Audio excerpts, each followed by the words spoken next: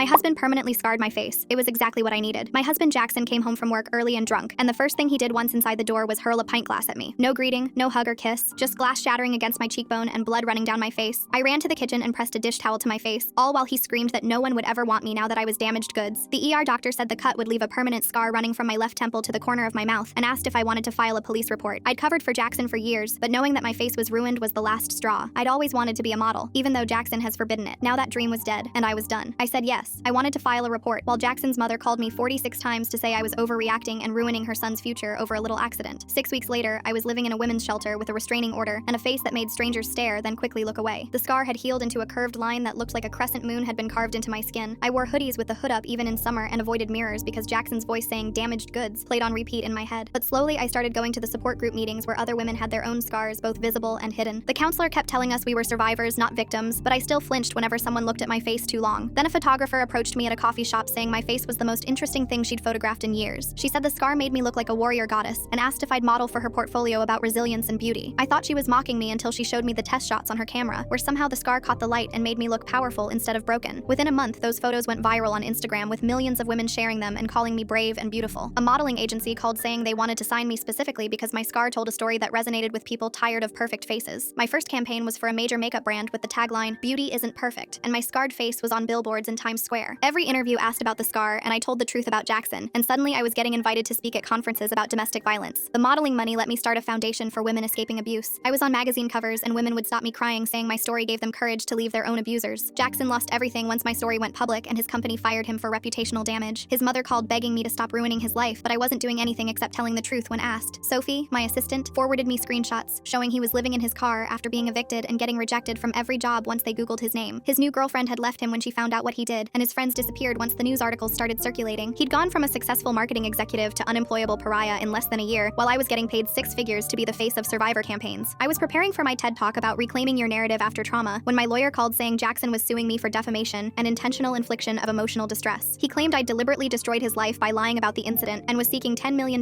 in damages plus a gag order preventing me from ever mentioning him again. He says he has proof that you injured yourself to frame him, my lawyer said, reading from the filing. He's also claiming the scar was self-inflicted for attention and that you've built your entire career on destroying an innocent man. I felt my hands start shaking as she continued reading his allegations that I'd planned everything to become famous. The worst part is he's representing himself, but he's got a team of men's rights activists funding his case, and they're already spinning this online as a false accusation that ruined a good man's life. She paused before delivering the final blow that made my blood turn to ice. He's demanding a jury trial and says he has witnesses who will testify that you were unstable and violent throughout your marriage. I stared at my scar in the mirror, knowing every word he said was a lie, but also knowing that Jackson had always been able to make people believe whatever version of reality he created. Full story on the channel below.